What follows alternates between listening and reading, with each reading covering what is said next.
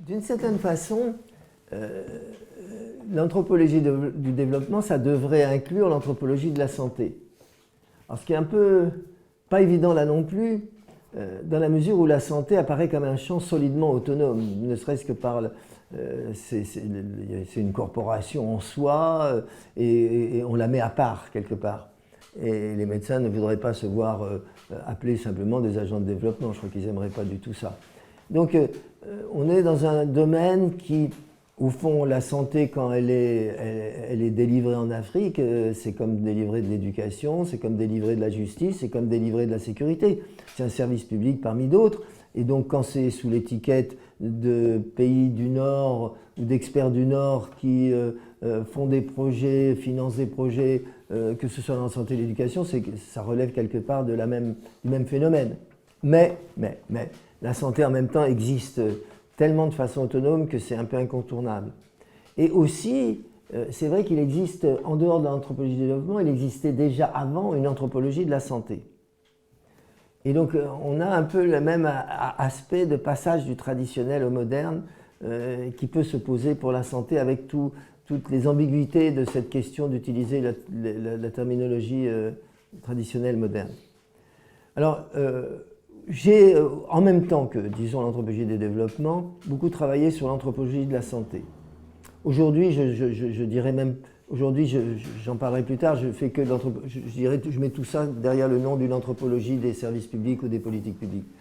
Mais pendant un moment, c'était deux choses qui étaient un peu parallèles, avec beaucoup de pontage, mais relativement distinctes. Parce que, en fait, j'ai commencé l'anthropologie de la santé en renvoyant au fond concept et conception son Reiserma, c'est-à-dire une anthropologie des représentations populaires sur la santé. Et ça a été une collaboration que j'ai eue pendant peut-être une dizaine d'années avec Yannick Jaffray. De même que sur l'anthropologie du développement, c'est une collaboration étroite avec Thomas Birschenk, Giorgio Blundo, Jean-Pierre Chauveau et d'autres. Pour la santé, c'était une collaboration surtout avec Yannick Jaffray.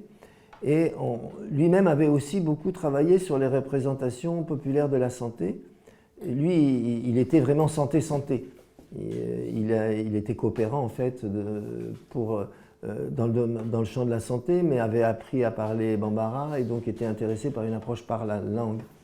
Et moi, comme on se connaissait, j'étais aussi intéressé par une approche par la langue, évidemment, puisque c'est comme ça que j'avais fait Concept et Conception sans Reiserma. Et au fond, santé n'était pas vraiment très présent dans Concept et Conception sans Reiserma. Et donc j'ai commencé à travailler, au fond, plus sur les concepts et conceptions populaires sans Reiserma dans le domaine de la santé. Et là, je rejoignais ce que intéressait Yannick au Mali, mais il avait un peu travaillé au Burkina, et après, il est aussi allé au Niger, et donc a aussi travaillé sur des choses proches. Et donc, ça aboutit à une première type de travail sur la santé, sur les représentations. On a monté un programme de recherche international qui couvrait un certain nombre de pays d'Afrique de l'Ouest, sur les questions de représentation populaire de la santé. Je me rappelle, quel est on va faire un montage là, comment s'appelle le titre déjà? J'en vois deux ici, Construction sociale des maladies. Voilà, là, merci. Donc on a travaillé sur ces questions de représentation populaire et ça a donné un ouvrage qui est paru au PUF qui s'appelait La construction sociale des maladies. C'est la suite, c'est le débouché plus exactement d'un programme de recherche international où on a eu un certain nombre de chercheurs qui travaillaient en Guinée, au Mali, au Burkina, au Niger, etc. Et on a examiné tous ensemble un certain nombre de ce qu'on appelait, nous, des entités nosologiques populaires. C'est-à-dire ce qui, pour les gens, correspond à une maladie, donc, mais une maladie qui n'a pas de sens pour les médecins.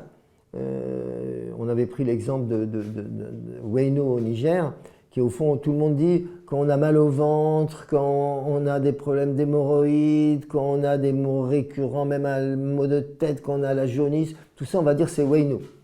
Et Weino est censé être une sorte de maladie qui naît sous le nombril et puis qui peut un peu s'extérioriser, ça c'est les hémorroïdes, ou remonter dans le corps, et qui en fait recouvre ce qui pour des médecins relèvera à la fois des parties génitales, de l'intestin, de plein de choses différentes. Et pour les médecins, c'est pas évidemment, ça n'existe pas. Mais pour tout le monde au Niger, Weino existe. C'est un peu comme si on disait que Dieu n'existait pas, mais, ou que l'eau n'existe pas. Enfin, si, puis j'ai Weino.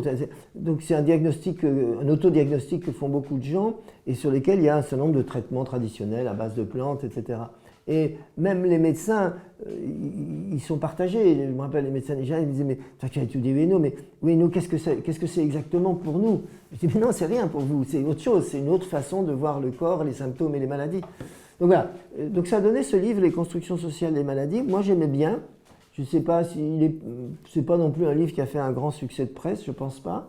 Mais moi j'avais fait, je me rappelle une chose sur les modules, le fait qu'au fond les maladies, il ne faut pas les penser comme des grands systèmes organisés, mais plutôt comme des modules où les gens rajoutent des bouts et les guérisseurs traditionnels, ils partent de modules, les mêmes modules que les gens, mais ils rajoutent des sophistications autour.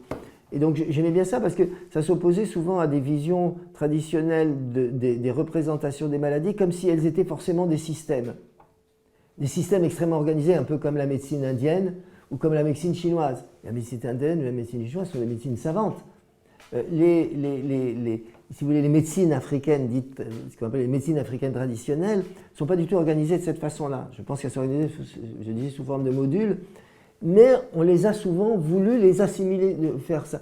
Ça renvoie à l'ethnologie, à la papa de Griaule et au fond aussi de Rouche, où on veut toujours voir les connaissances locales comme étant des connaissances équivalentes au grand système cognitif, au grand système symbolique qui existe dans le monde. Griaule cherchait une version équivalente de ce qu'était la Bible ou le judaïsme chez les Dogons, je veux dire, d'une autre façon.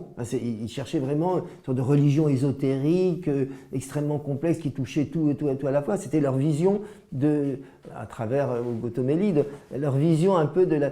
Mais la religion, elle aussi, elle est faite de modules, de briques et de brocs et de bricolage multiples. C'est pas aussi bien. Moi, j'ai toujours eu des scepticismes vis-à-vis de ce type de surinterprétation où on présente les représentations populaires comme organisées de façon systémique, extrêmement complexe, organisée, comme s'il y avait un savoir ésotérique caché derrière qui permettait de tout expliquer. Bon, je pense que sur la santé, l'approche par les modules marche mieux.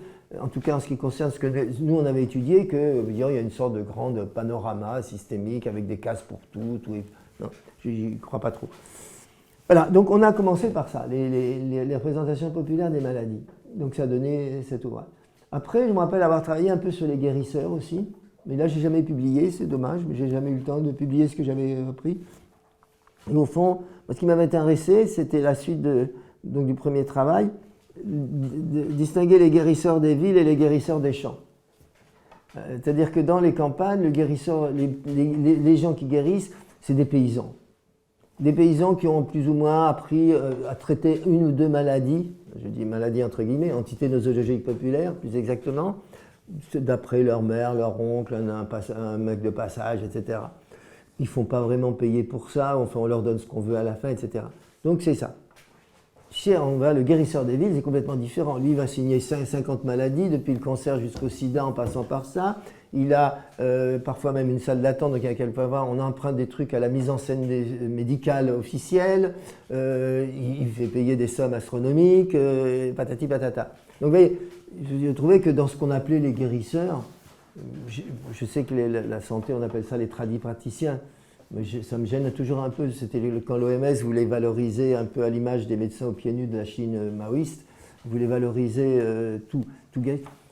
Moi, il y a quand même... J'essaye aussi vis-à-vis des guérisseurs de ne pas avoir de jugement moral et de jugement normatif. Donc je ne parle pas de c'est bien ou c'est mal. J'essaie de décrire comment ça se passe. Mais si après on me demande, bon, il y en a peut-être qui sont inoffensifs, il y en a d'autres qui marchent un peu, et il y en a d'autres qui sont des catastrophes. Donc voilà, il ne faut pas non plus vouloir tout... voilà. Et on voit aussi des sortes de convertis, j'ai vu des convertis africains ou occidentaux à tel ou tel truc, et on va dire que la datura, telle ou telle plante va soigner aussi le cancer ou machin, enfin, on tombe après dans des délires assez étonnants autour de ça. Donc, mais ce qui m'intéressait, c'est pas de savoir s'ils avaient raison ou pas, mais comment ils pensaient les choses. Comment ils pensaient les choses. Donc, voilà. Mais voilà, ça c'était au fond, on continuait à travailler sur ce qu'on avait appelé à un moment l'ethnomédecine, à notre façon, quoi, à partir du langage, donc en évitant des surinterprétations qui sont faites par beaucoup de nos collègues quand ils ne maîtrisent pas bien les langues locales. Mais c'était sur les représentations dites traditionnelles, même si elles avaient pour beaucoup été modernes. C'est-à-dire que certaines de ces maladies, elles ont émergé récemment. Et il y a même toujours des maladies. Aujourd'hui, quand on dit j'ai la tension est devenue une maladie en Afrique qui ne correspond pas à ce qu'on appelle la tension ou le diabète en France. Vous voyez, c'est devenu une entité biologique populaire moderne. Donc les entités biologiques populaires évoluent, elles ne sont pas que traditionnelles. Mais disons que après, on est passé avec Yannick Jaffray justement à autre chose qui a étudié vraiment la médecine moderne et comment elle était perçue et reçue et comment elle fonctionnait. Et donc là, on rejoint l'anthropologie du développement directement, de fait, même si c'est dans une autre case. Si c'est mis dans une autre case avec une autre étiquette, c'est la même chose. C'est-à-dire comment fonctionne un service de santé, quels sont les rapports entre des sages-femmes et des parturientes, entre des infirmiers et des malades, des médecins et des malades, etc. Et comment... Ah, voilà. Et donc ça a donné lieu à un ouvrage, là aussi on avait fait un programme international toujours sur l'Afrique de l'Ouest, qui a donné lieu à l'ouvrage Une médecine inhospitalière. Alors celui-ci a été quand même un peu plus lu, je crois, et un peu plus d'écho que la construction sociale des maladies, parce que c'était au fond un peu le premier ouvrage qui a posé à l'échelle de l'Afrique de l'Ouest le problème central de la qualité défaillante des soins. En tout cas, de la qualité des problèmes, parce que, quand je dis qualité défaillante, je ne le dis pas simplement comme un jugement normatif, mais parce que c'est ça que disent les gens qui consultent. C'est-à-dire qu'on a fait beaucoup d'enquêtes pour cette recherche, dans je crois que c'était 5 capitales d'Afrique de l'Ouest qu'on l'a fait, donc c'était quand même un assez gros projet de recherche. Et ce qui est étonnant, c'est quand même la convergence, c'est-à-dire qu'on retrouve partout les mêmes malentendus, les mêmes griefs entre soignants et soignés, d'un autre côté. Les soignants qui disent que les soignés ne comprennent rien, qu'ils sont sales, machin, et les soignés qui disent que les soignants ne les considèrent pas, les insultent, les maltraitent, etc. etc. Voilà. Donc c'est une situation c'est ce qu'on a décrit dans une médecine inhospitalière, qui d'ailleurs a été compliquée à faire admettre en termes de réception par les médecins africains et par certains médecins.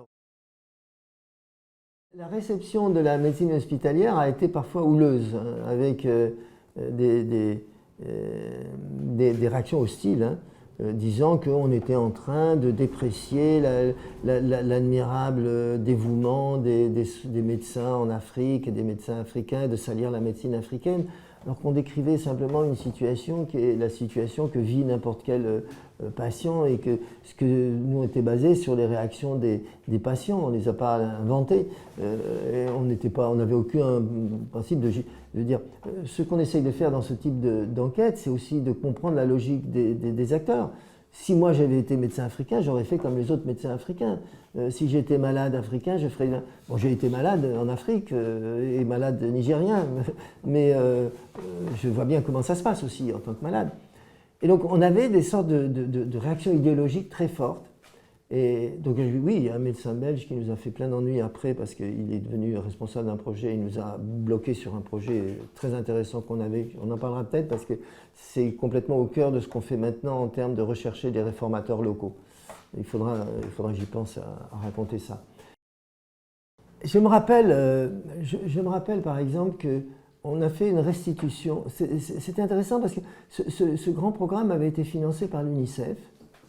Et l'UNICEF avait beaucoup insisté que ça doit servir, que nos résultats doivent servir à modifier. Et puis en fait, quand on a fait les résultats, les rapports, ils se sont complètement désintéressés de la diffusion des résultats. Et donc c'est nous qui avons au contraire organisé des restitutions parce qu'on voulait parler de ça. Et on a fait à Niamey, avec le concours aux fonctionnaires du ministère de la Santé, on a fait une restitution à tous les soignants de la ville de Niamey de nos résultats sur la médecine inhospitalière. Donc c'était des choses, vous pouvez imaginer, sans aucune complaisance, et qui disaient les choses, me dire que oui, il y a tous ces problèmes. Et alors on a eu une réaction au début de négation. Mais non, c'est pas vrai, pourquoi vous dites ça de nous, qu'est-ce que c'est que cette histoire? Au bout de 20 minutes comme ça, donc on en prenait plein la tête, quoi, disons, une voix se lève derrière et dit « Arrêtez, vous savez bien que ce qu'ils ont dit, c'est vrai !» Puis une autre voix dit « Oui, mais ils ont raison quand même, et puis il y a même ça et ça qu'ils ont oublié. » Alors, retournement, c'est-à-dire tous ceux qui niaient un peu parce qu'ils voulaient défendre la boîte ou défendre leur vision enchantée d'eux-mêmes ou simplement nous raconter des histoires, quoi, enfin, avoir la langue de bois officielle, se sont trouvés pris à contre-pied puisque dans leur propre rang, les gens disaient c'est ça. Et après, ça a basculé, c'est-à-dire plus personne n'a dit que c'était pas vrai. Parce que tout le monde savait que c'était vrai. Il n'y a rien de ce qu'on dit qui ne peut être prouvé 10 000 fois, quoi. C'est vraiment fondé sur du travail d'empirique robuste. Et tout le monde le savait que c'était vrai. Seulement, jamais on ne le dit d'habitude. Et donc, pour une fois, là, c'était dit, donc c'était difficile à accepter pour les gens. Mais une fois qu'il y a eu... Et alors, ce qui était intéressant, c'est qu'à la fin, en même temps, on disait, mais quelles sont les causes de ça? Alors, les causes, c'est là que ça recoinçait de nouveau, c'est-à-dire, ils externalisaient. Ils disaient, mais les causes, mais c'est la faute de l'État qui ne nous donne pas assez ceci, qui ne nous donne pas assez cela. Première cause. Deuxièmement, mais c'est la faute des malades, ils ne comprennent pas, c'est eux qui viennent nous solliciter pour nous donner de l'argent, pour nous corrompre, machin, etc. Donc c'était à l'extérieur. Donc, évidemment, notre désir, ça aurait été plutôt que les gens voient ce qui pouvait être modifié par eux-mêmes. Et au fond, il y a un certain nombre de comportements qui ne dépendent ni de l'État, ni des... Quand même, beaucoup de comportements ne dépendent ni de l'État, ni de la mauvaise volonté des malades. Hein.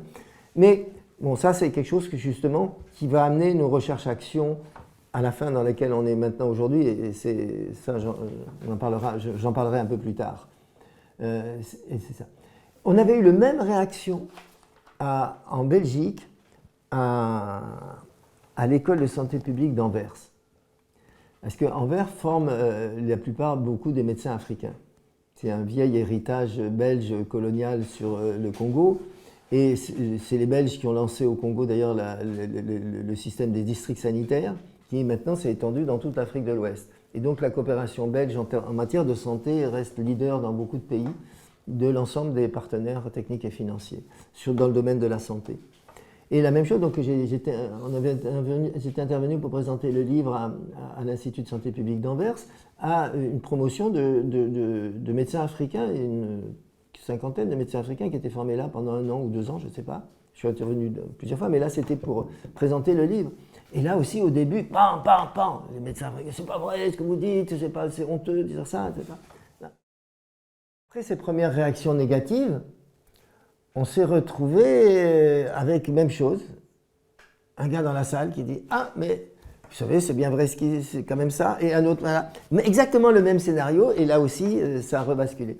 Donc c'est assez intéressant de voir ces réactions, c'est-à-dire que lorsqu'on tient un langage de vérité sur le fonctionnement réel des services publics en Afrique, et en particulier sur le fonctionnement du service de santé, on a souvent des réactions négatives de ceux que ça dérange le plus, ou qui sont soit parce qu'ils sont habitués à la langue de bois et on ne doit jamais rien dire de ce qui se passe de vrai, soit parce qu'ils défendent leur boutique ou leur propre conservatisme, disons, et en même temps avec des réactions positives de gens qui disent « Enfin, oui, enfin, pour une fois, on peut dire les problèmes en face, enfin, on peut vraiment discuter de ça ».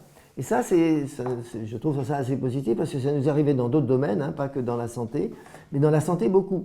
Et ce qui fait qu'aujourd'hui, au Niger, ce que nous avons fait dans le cadre du LASEL, du laboratoire dont je parlerai, est devenu enfin légitime après qu'on soit fait incendier au début, vilipendé par des responsables, des ministres et ceci, cela. et que maintenant, les gens savent que ce qu'on dit, et c'est du solide, et qu'il faut mieux regarder les choses en face si on veut les changer, plutôt que de regarder ailleurs ou de balayer sous le tapis, quoi, grosso modo. Donc ça a mis du temps. Donc une médecine hospitalière, je pense quand même, a marqué un peu c'est un point de rupture avec ce qu'était jusqu'à maintenant l'anthropologie de la santé en Afrique, à la fois parce que ça traite de la médecine moderne et que ça traite de cette médecine moderne sans aucune complaisance. Et ça. Alors là, c'est vrai que parfois les médecins n'aiment pas parce qu'ils n'aiment pas être pris pour objet eux-mêmes d'enquête. Parce qu'en fait, quand les médecins viennent voir des anthropologues, bon, c'est pour... Oui, il y a un truc qu'on n'a pas compris, pourquoi les gens ne viennent pas, vous allez nous dire quels sont les tabous locaux. Non, la plupart du temps, ce n'est pas les tabous locaux qui sont le problème, c'est le système de santé lui-même, parce qu'il est inhospitalier, comme on a dit dans le titre. Et donc, et ça on l'a eu aussi d'ailleurs dans le développement, quand des gens ont un projet de développement, ils veulent voir quelles sont les réactions des populations. Mais je leur dis non, mais si nous on étudie ça, on vous étudie aussi vous, parce que vous êtes partie du problème, vous êtes partie de l'arène, vous êtes aussi concerné par ça, donc vous êtes aussi des objets d'étude et pas simplement des bailleurs de fonds ou des commanditaires. Si on travaille là-dessus, vous êtes objets d'étude au même titre que les bénéficiaires, que les agents du projet, etc. Donc c'est exactement la santé. Et du coup après, sur la santé, c'est devenu pour moi un truc privilégié, mais pas comme anthropologie de la santé, mais comme anthropologie des services publics, c'est-à-dire exemplaire de ce qui se passe dans les services publics. Ce qui se passe dans une maternité, on le retrouve dans un collège ou on le retrouve dans un tribunal. Bon, les choses rapidement, c'est évidemment excessif, c'est pas comme ça se trouve pas de la même façon et tout, mais on retrouve des phénomènes relativement semblables. Donc voilà, ça c'était le travail qu'on a fait sur une médecine hospitalière et qui s'est prolongé jusqu'à maintenant par pas mal de recherches, en particulier en santé maternelle, mais dont maintenant j'aurais tendance à dire que je ne sais pas si je le mettrais, on peut le mettre aussi bien sous le terme d'anthropologie de la santé ou de santé maternelle, parce que d'un point de vue thématique, tout le monde va reconnaître c'est ça, mais pour moi je mettrais aussi bien dans anthropologie des services publics. Donc voilà, suivant les interlocuteurs, je le présenterai d'une façon ou de l'autre, mais on a beaucoup travaillé effectivement sur la santé parce qu'il y avait un pôle santé. Par exemple, mon épouse, qui est Aïssa Diarra, qui est aussi chercheur au LASDEL, elle a beaucoup travaillé sur les questions de santé maternelle et machin, donc on a pas mal de données là-dessus. Il y a eu des doctorants aussi nigériens qui ont travaillé là-dessus, donc on a, c'est vrai, pas mal d'informations sur ces questions de santé. D'ailleurs, après, on a encore dérivé plus loin, et ça nous ramène encore vers l'anthropologie des services publics, puisqu'on s'est intéressé à une politique de santé. Hein, ça, c'est le dernier programme et la dernière publication qu'on a faite, enfin, la dernière publication, le dernier livre collectif sur la santé, qui était sur les politiques de gratuité des soins pour les enfants de moins de 5 ans et pour les césariennes. C'est-à-dire qu'on a eu un déferlement en Afrique dans les années 2000 d'une série de politiques de gratuité, souvent sous pression des ONG internationales, puis de certaines institutions internationales qui ont été converties par les ONG à ça, jusqu'à ce que la Banque mondiale elle-même, qui au début n'était pas du tout sur ce registre, elle-même bascule là-dessus. Et à la fois sous cette pression un peu internationale, mais aussi pour des causes internes électorales, beaucoup de régimes, beaucoup de gouvernants africains ont déclaré la gratuité des soins pour ces catégories de population, enfants de moins de 5 ans, et d'autres ont élargi un peu plus. Et nous, on l'a fait sur 3 pays, qui étaient Niger, Mali et Burkina Faso. On a fait d'ailleurs une étude qui était la première qu'on a faite vraiment ce qu'on appelle multiméthode, c'est-à-dire à la fois avec des gens qui travaillaient en quantitatif et nous en qualitatif, donc avec l'équipe de Valérie Ride, qui sont plutôt santé publique et quantitatif, et nous qui faisons les enquêtes anthropologiques. Et donc on a travaillé sur ces 3 pays, montrer les incohérences d'une politique nationale de santé, c'est-à-dire que dans un cas comme le Niger, ça a été vraiment extrêmement ça a eu plein d'effets négatifs, dans la mesure où l'État n'était pas capable de tenir ses engagements. Donc si les gens ne payent pas, qui paye à la place des gens? Normalement c'est l'État. Et quand l'État ne paye pas, ça veut dire que les formations sanitaires n'ont plus de revenus. Ils ne peuvent plus acheter de médicaments, ils ne peuvent plus payer. Et donc c'est une situation un peu, qui s'est retrouvée au Niger, un peu aussi également au Mali, un peu moins au Burkina, mais un petit peu partout, on l'a vu dans d'autres pays aussi, qui est assez général et qui montre un gros problème sur l'élaboration et la mise en œuvre des politiques publiques de santé. Donc voilà. Après, ça nous a amené aussi à travailler sur d'autres politiques publiques, pas forcément de santé. Mais la santé, là encore, a servi un peu de pôle de départ d'une perspective un petit peu plus large et de référence empirique centrale, quoi. Parce que c'était là qu'on avait le plus de données, le plus de compétences aussi pour travailler sur ces questions.